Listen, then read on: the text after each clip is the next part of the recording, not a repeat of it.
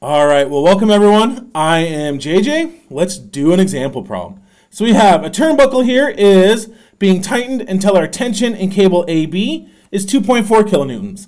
We want to determine what's the tension that would cause about the origin, point O here.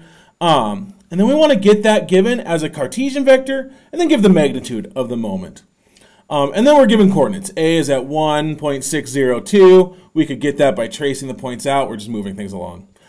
B is at 2.4, 1.50. Again, both given to us. And then the origin is 0, 0, 0 for us.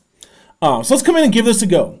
So first off, what are we saying for this tension? We're going to take a look at this and we're saying we have in our cable some tension that goes along that. So that we could put in an arrow here. Let's try to move that a tiny bit off of the cable so we can see it better. Maybe over here. So we have some force in our cable, and this is just going to be TAB. We know TAB is given 2.4 kilonewtons. If we're going to set up and use the cross product to do this, I'm going to need a moment arm vector, a position vector that goes from whatever point I'm taking moments about. For this problem, that would be the origin. I'm taking the moment about point O to any point on our force vector. So I could go from O to A, I could go from O to B. Realistically, I could go from O to any point I wanted to come up with on that line. I just know A and B, so they'll be the easier ones. But that'll be one part in my cross product matrix. The other part's going to be my TAB as a Cartesian vector. So start and get that one. If I'm looking for TAB, I can say that the tension in cable AB as a Cartesian vector is going to be equals the magnitude of TAB times a position vector that goes from A to B, RAB, divided by the magnitude of RAB. So let's come and start getting these pieces. Really, this position vector divided by its magnitude gets us a unit vector. That unit vector points in the same direction as our force vector. So if we multiply by the magnitude of our force, we're multiplying our magnitude of a force by 1 because it's a unit vector. But all of a sudden we have a force vector coming out from that. So let's just fill in these pieces. What's RAB going to be equal to?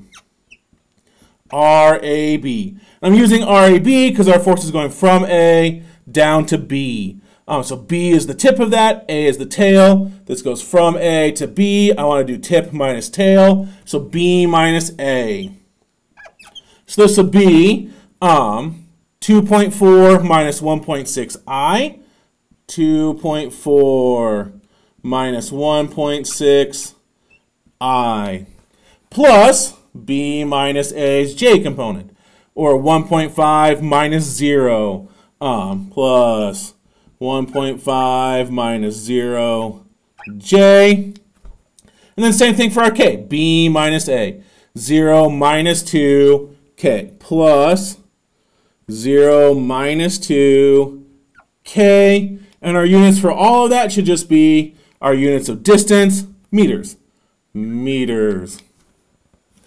From there, we can come in and say, let's just do the math on that. Simplify that down. Our position vector, RAB, is going to end up getting us to 0.8i plus 1.5j minus 2k meters. And from there, I can get the magnitude. I know TAB is 2.4 kilonewtons. I just got RAB. The magnitude, every time I'm looking for magnitude, I can just use the Pythagorean theorem, just in 3D for this one.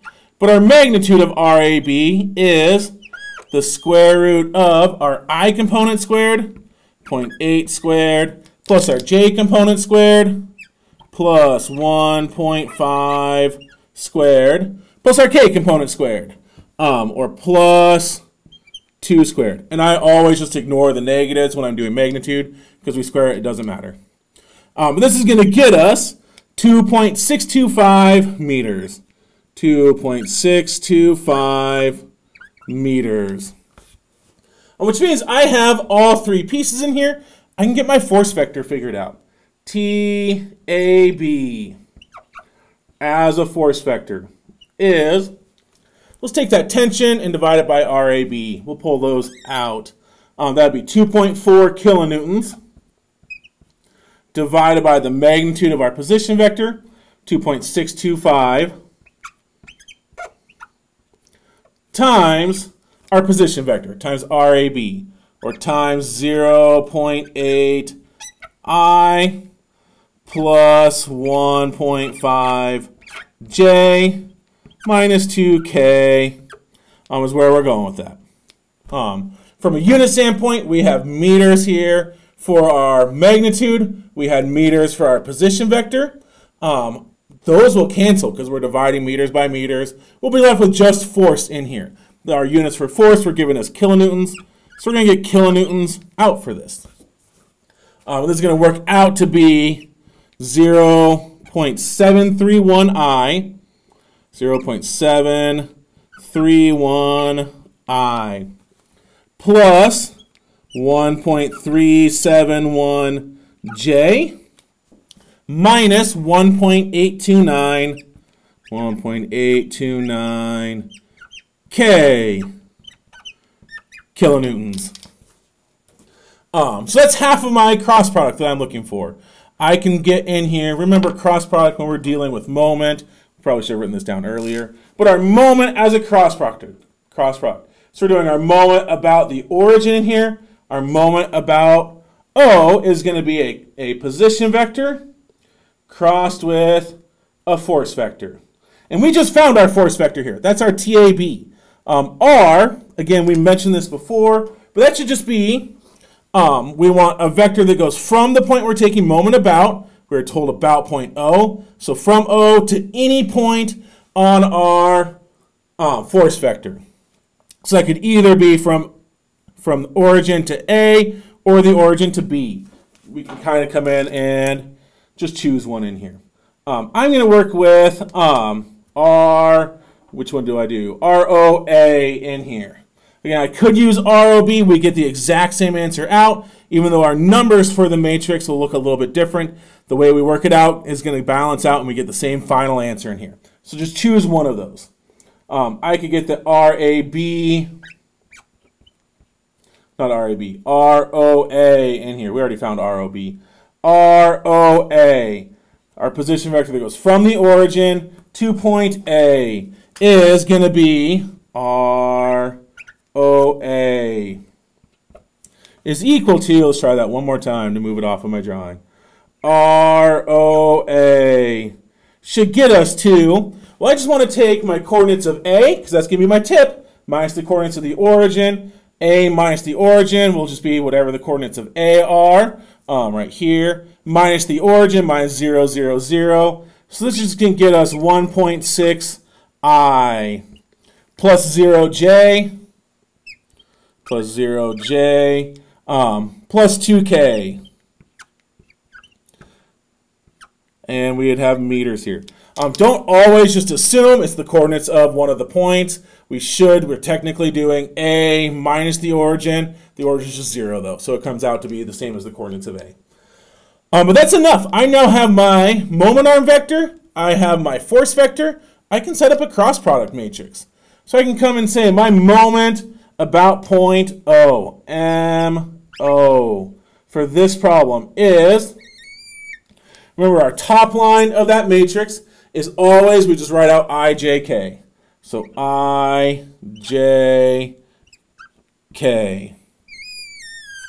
Our next line in there is always going to be our moment arm vector. So that would be 1.602. And our very last line on that is our force vector. So 0.731, 1.371, 1.371, negative 1.829, negative 1.829 is our matrix for us to set up. Again, if I had chosen ROB, these three numbers would be a little bit different. That's okay. The math works out, and we're going to get the exact same answer when we actually evaluate this. Either way, we should get the same thing in here. And you can check that if you want to. You could put in just the coordinates of b, because it'd be b minus the origin, 2.4, 1.50. We'll get the same ijk piece out for this.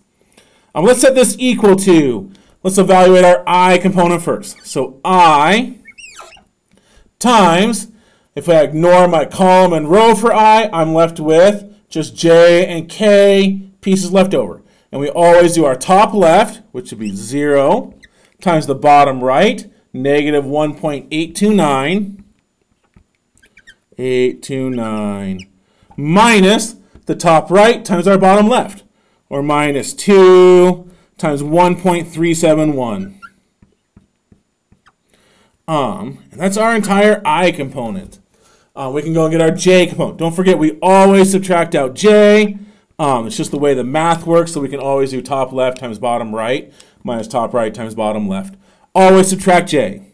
But times, if we ignore its column and row, nothing in j's column, nothing in j's row, we'd have I and k pieces left. So we do our top left, that'd be an I, 1.6, times our bottom right, 1.829, minus top right times bottom left, minus our top right is 2, times our bottom left is 0.731, 0.731. And then our final term, our k component, we're always going to go back to adding for this one. So plus k times, if we ignore its column and its row, we just have I and j pieces left. So we can do again our top left, 1.6, times our bottom right, 1.371, times top right, or not times, minus our top right, 0, times our bottom left, 0.731.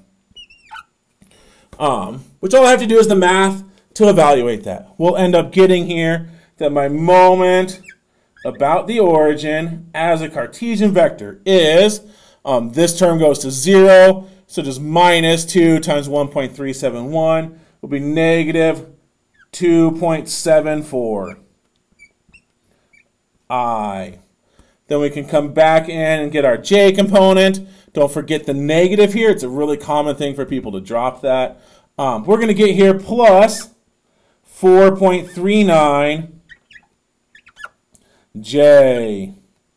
And then finally, evaluating the k piece, we'll get plus 2.19 k. In our units here, really we're just doing a multiplication. We have distance and force. Force times distance, kilonewtons and meters. We get kilonewton meters. Coming out for our first answer. What is our moment as a Cartesian vector? Our last step is just get the magnitude of that. Again, any magnitude, just like we did up above, is the Pythagorean theorem. We're just doing it in 3D.